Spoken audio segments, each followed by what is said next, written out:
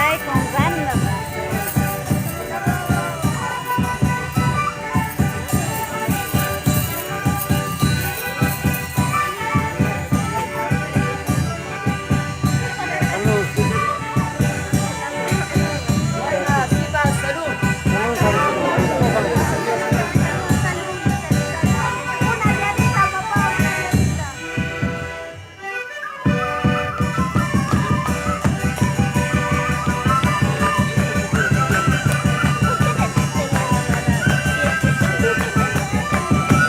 Hermanos, esto se hace en esa tierra y en el campo para que las ovejitas se procreen, para que haya abundancia.